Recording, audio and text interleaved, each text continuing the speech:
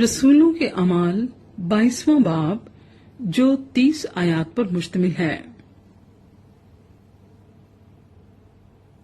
اے بھائیوں اور بزرگوں، میرا عذر سنو جو اب تم سے بیان کرتا ہوں۔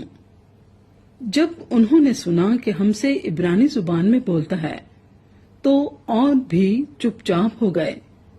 پس اس نے کہا، میں یہودی ہوں اور کلکیا کے شہر ترسس میں پیدا ہوا، مگر میری تربیت اس شہر میں گملیل کے قدموں میں ہوئی، اور میں نے باپ دادا کی شریعت کی خاص پابندی کی تعلیم پائی، اور خدا کی راہ میں ایسا سرگرم تھا جیسے تم سب آج کے دن ہو۔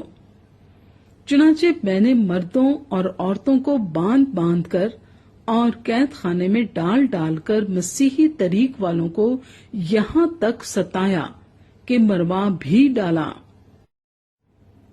چنانچہ سردار کاہن اور سب بزرگ میرے گواہ ہیں کہ ان سے میں بھائیوں کے نام خط لے کر دمشق کو روانہ ہوا، تاکہ جتنے وہاں ہوں انہیں بھی باندھ کر یروشلم میں سزا دلانے کو لاؤں۔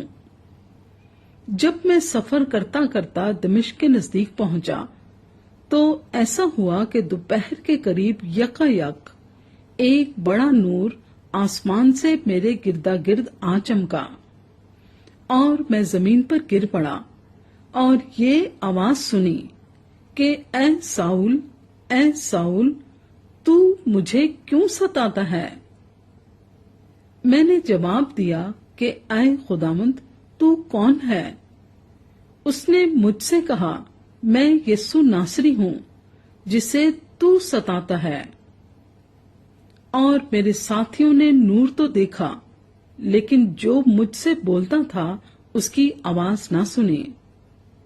میں نے کہا، اے خداوند، میں کیا کروں؟ خداوند نے مجھ سے کہا، اٹھ کر دمشق میں جا، جو کچھ تیرے کرنے کے لیے مقرر ہوا ہے وہاں تجھ سے سب کہا جائے گا۔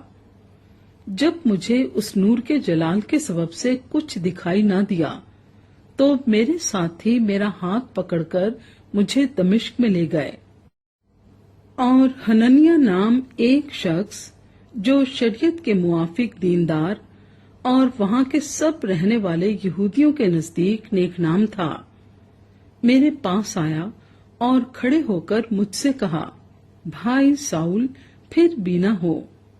اسی گھڑی بینا ہو کر میں نے اس کو دیکھا۔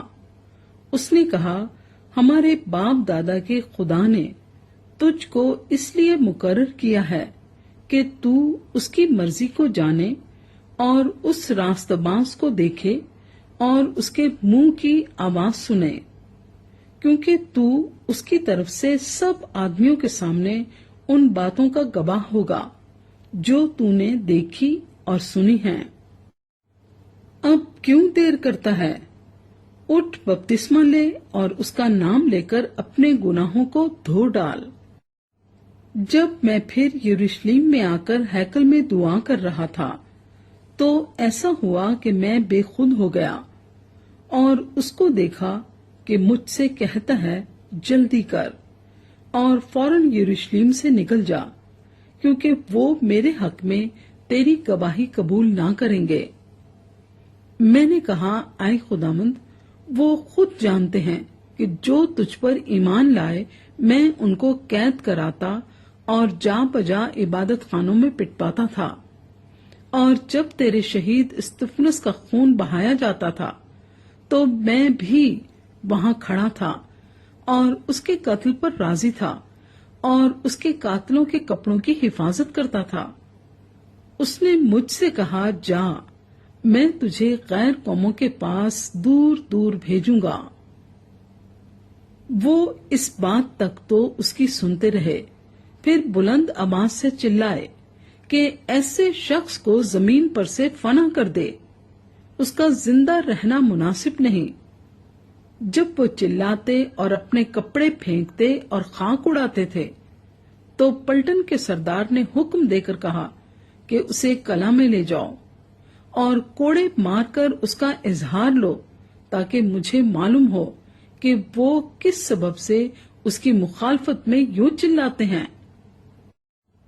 जब उन्होंने उसे तस्मों से बांध लिया तो पौलुस ने उस सूबेदार से जो पास खड़ा था कहा, क्या तुम्हें रवा है कि एक रूमी आदमी के कोड़े मारो और वो भी कसूर साबित किए बगैर। सूबेदार ये सुनकर पलटन के सरदार के पास गया और उसे खबर देकर कहा, तू क्या करता है, ये तो रूमी आदमी है।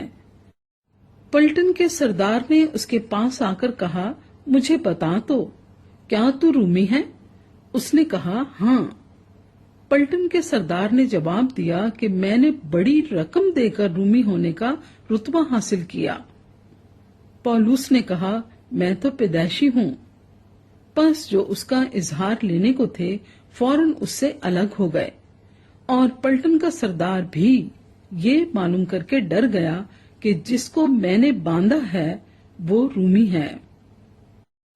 सुब को ये हकीकत मालूम करने के इरादे से यहूदी उस पर क्या इल्जाम लगाते हैं उसने उसको खोल दिया और सरदार काहिन और सब सदरे अदालत वालों को जमा होने का हुक्म दिया और पौलुस को नीचे ले जाकर उनके सामने खड़ा कर दिया।